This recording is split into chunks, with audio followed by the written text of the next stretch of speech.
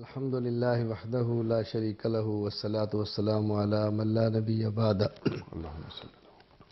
پہلی بات تو یہ ذہن نشین فرمائیں کہ اللہ رب العزت قرآن کریم میں جب حکم دیتے ہیں اس کے راستے میں جو رکاوٹیں ہوتی ہیں اس رکاوٹوں کو دور کرنے کا طریقہ بھی ارشاد فرماتے ہیں۔ سبحان اللہ۔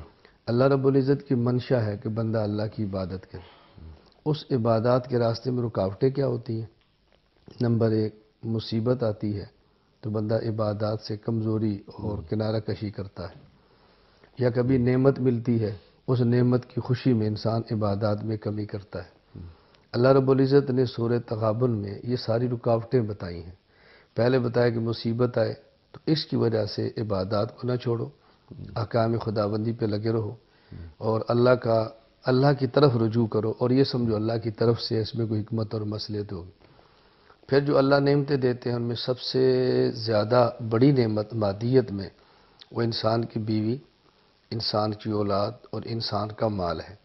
یہی چیزیں انسان کی راحت کا سبب بنتی ہیں، نہ ہو تو تکلیف کا باعث بنتی ہیں۔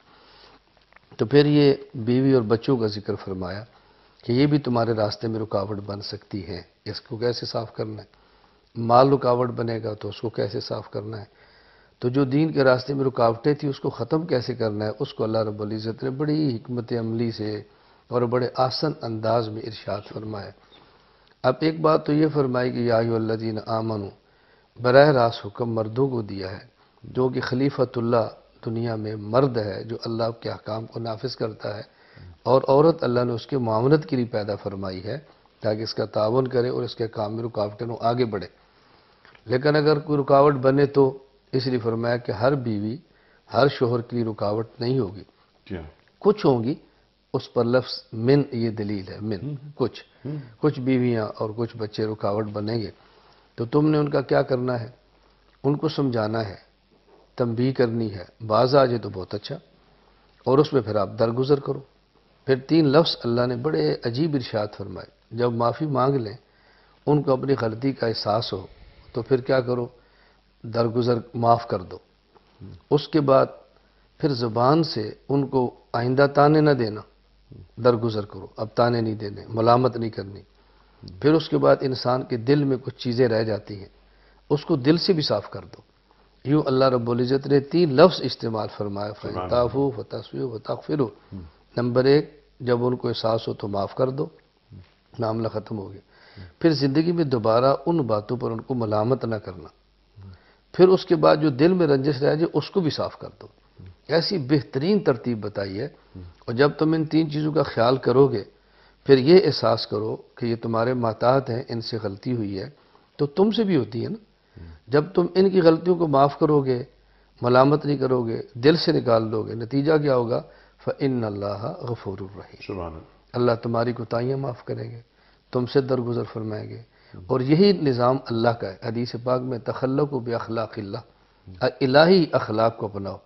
اللہ کا نظام یہ کہ جب بندہ ایک بار توبہ کرے اللہ معاف کر دے، پھر دوبارہ اللہ اس کو ملامت نہیں کرتے۔ فرمایا اسی طرح تم نے ملامت نہیں کرنا، پھر چھوڑ دو اور دل کو صاف کر دو۔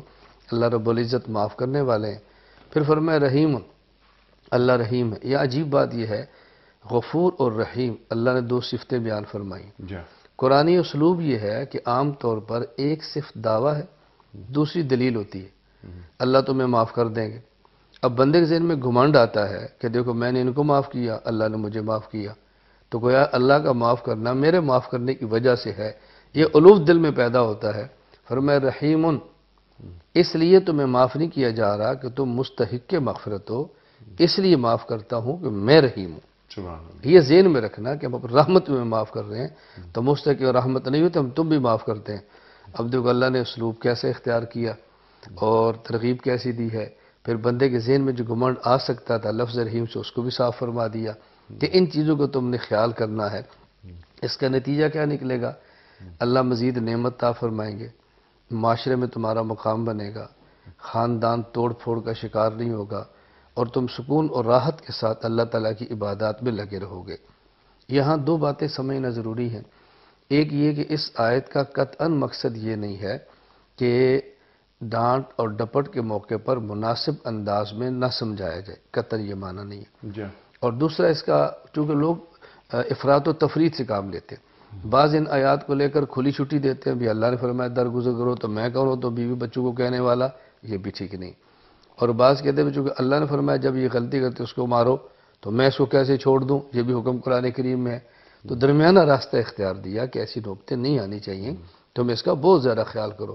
تو اعتدال کے ساتھ اللہ رب العزت نے اس آیت میں ایسی ترتیب سمجھا دی ہے، اگر اس کو اپنا لیا جائے تو انسان کے گھر کا ماحول خراب نہیں ہوتا، سبحان اللہ۔ اور جو حقیقی خاندانی معاشرے میں سکون ہے وہ انسان کو مل جاتا ہے۔ اس آیت کے تحت علامہ علوسی رحمۃ اللہ علیہ نے روح المعانی میں ایک بہت عجیب بات ارشاد فرمائی۔ علامہ علوسی فرماتے ہیں اس آیت سے بعض علماء نے یہ مسئلہ اخذ کیا ہے کہ اہل و عیال اگر گناہ بھی کریں تو نمبر ایک ان کے لیے دل میں بغض نہیں ہونا چاہیے، نمبر دو اس کی وجہ سے ان سے نفرت نہیں کرنی چاہیے، اور اس گناہ کی وجہ سے ایسا رویہ اختیار نہیں کرنا چاہیے گھر چھوڑ کے دوڑے، اس کا بہت زیادہ خیال کریں۔ نہیں ہو سکتا ہے کہ وہ اولاد یا بیوی اس نوبت تک اس وجہ سے پہنچی ہے کہ میں اپنے فرائض وقت پر ادا نہیں کر پایا، غفلت برتی، میں اپنی اولاد کی پرورش اس انداز سے نہیں کر پایا جس طرح سے ہماری پرورش ہمارے والدین نے کی۔ تو یہ بھی ایک کوتاہیاں اپنی بھی ہوتی ہیں۔ تو یہ نہیں کہ ان کے، آپ نے کیا اچھی بات فرمائی کہ کوئی دل میں بغض نہیں، اور یہاں پر جو ان کو پردہ پوشی کی بات ہے، گھر نہ ٹوٹے، ارشاد۔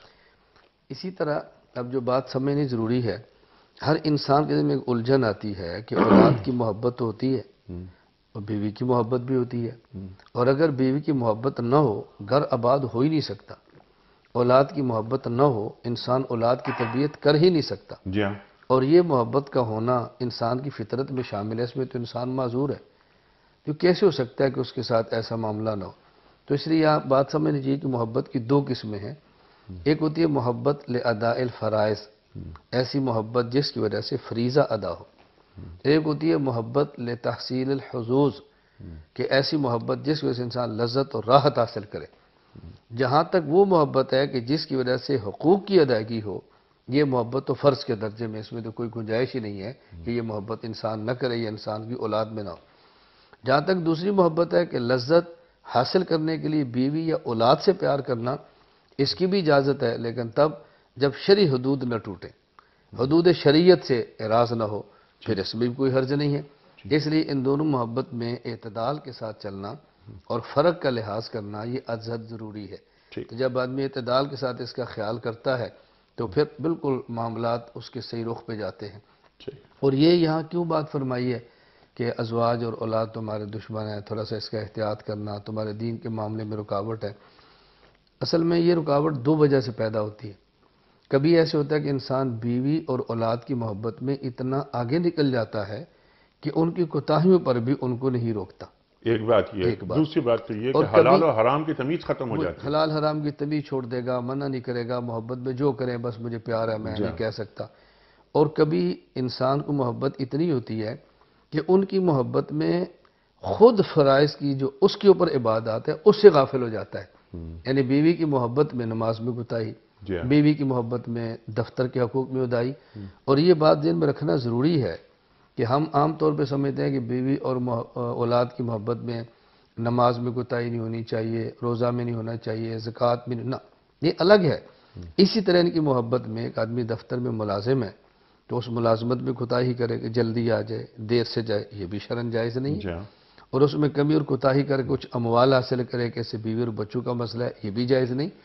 تو بیوی اور اولاد کی محبت میں جس طرح حقوق اللہ میں کوتاہی کرنا ٹھیک نہیں ہے، اس سے بڑھ کر حقوق العباد میں کوتاہی کرنا بھی جائز نہیں ہے۔ اور ہمارے ہاں ایسے طبقات موجود ہیں کہ بعض اولاد اور ازواج کی محبت کی وجہ سے دینی امور یعنی عبادات میں غفلت برتتے ہیں، اور بہت بڑا معاشرہ ایسا ہے کہ جو ان کی محبت کی وجہ سے حقوق العباد کو غصب کرتے ہیں، ناجائز مال جمع کرتے ہیں، سود کھاتے ہیں، اور لوگوں کے مال ہڑپ کر کے اپنی اولاد اور بیوی تک کو دیتے ہیں۔ یہ ذہن میں رکھنا چاہیے کہ اگر یہ کام کرتے ہیں تو نہ بیوی کے ساتھ احسان ہو رہا ہے نہ اولاد کے ساتھ ہو رہا ہے، یہ ان کے ساتھ بھی عداوت ہے اور وہ ان کے لیے دین دشمنی کا سبب بنتے ہیں۔ تو محبت میں اعتدال ہونا چاہیے، اور حقوق اللہ یا حقوق العباد میں ازواج اور اولاد کی وجہ سے کمی کوتاہی نہیں کرنی چاہیے۔ سبحان اللہ، سبحان اللہ، سبحان اللہ۔